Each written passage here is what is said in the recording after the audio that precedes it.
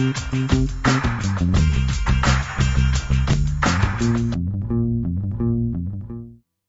I'm Jason Spencer with the Herald-Journal, here with Wofford Professor Christina Jeffrey, a candidate for the 4th Congressional District.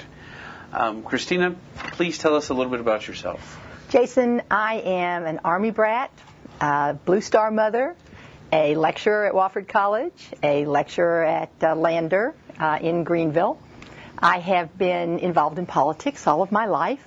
My mother was a letter to the editor writer on all things conservative, and my father was an Army officer, and she believed in bringing her children up to know what's going on in the world. Okay. We have a few questions for you.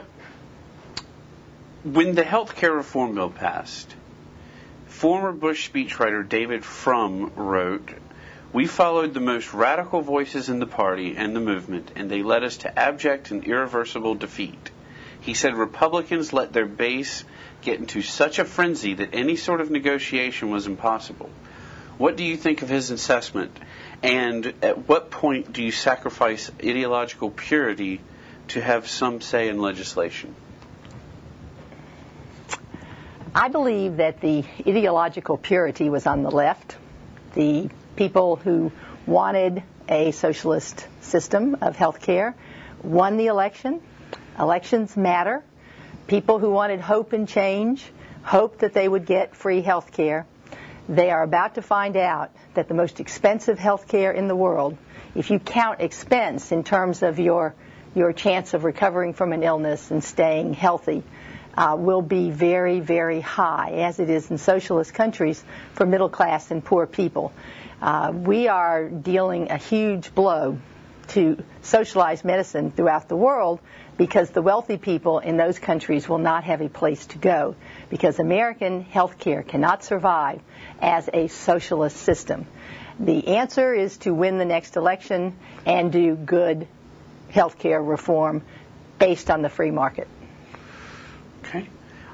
If you're elected, what's the first piece of legislation you would introduce?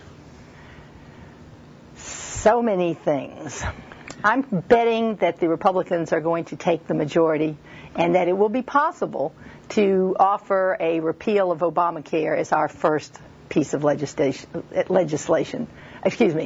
Defunding of Obamacare. We won't be able to repeal it as long as the president can veto that bill. Okay. What's your position on energy and climate legislation, specifically cap and trade, and what alternatives do you propose to what's already being discussed?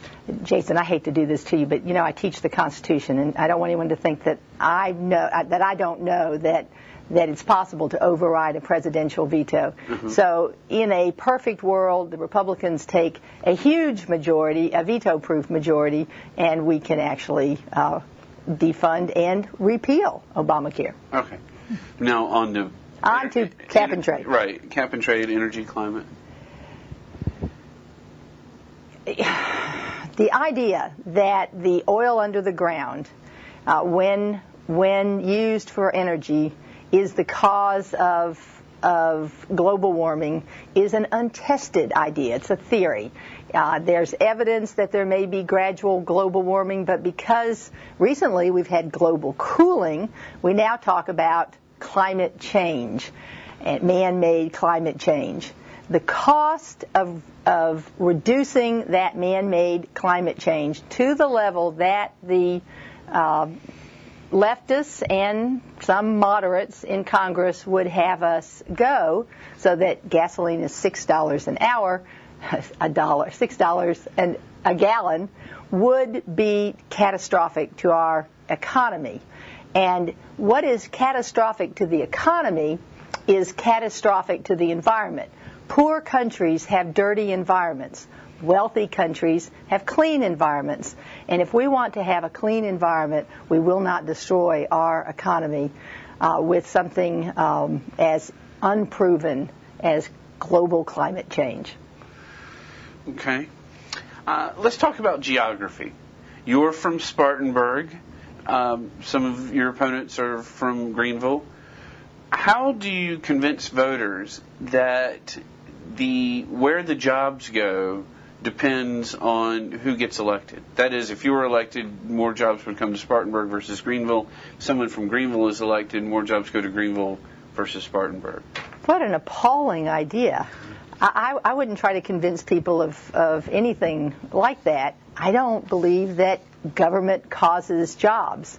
I believe that the free market causes jobs, and the best thing about me is that I'm the #1 champion of the free market in this race.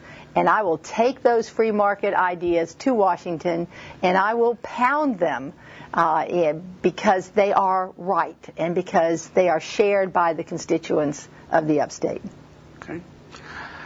Christina, some of your supporters have talked about literally taking up arms against the federal government. Rhetoric aside, at what point do you have a responsibility to speak out against those fomenting armed revolution?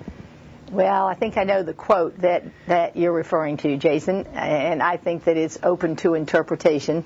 I have had conversations with my supporters and with my friends, and I don't know of a single one that does not agree with me that the founders gave us a constitution and a system that allows us to have change in our regime without resort to arms, and to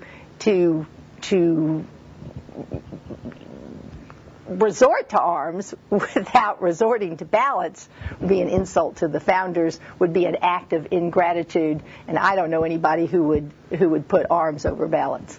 Okay. Would you like to make a closing statement? Feel free to include any issues we might not have talked about. Well, I am the best qualified person in this race. Now, somebody might say that that's hubris and conceit, but St. Augustine says if you have qualities, you must acknowledge them. If not, you are ungrateful to the Almighty. So I have the ability, the knowledge, the preparation, the experience, the love of this area and of the people to make the best representative for the upstate. And I believe that if you send me, you will not regret it. I'm not going to make a career. I've had a career. I was an academic. And on day one, I'll be looking for my replacement. I'll be giving scholarships to students. I'll be training the next generation. I think that's the best way to use my teaching talents in this very difficult time that we live in. And I will make you a wonderful representative. Please vote for me on June the 8th. Thank you, and God bless you.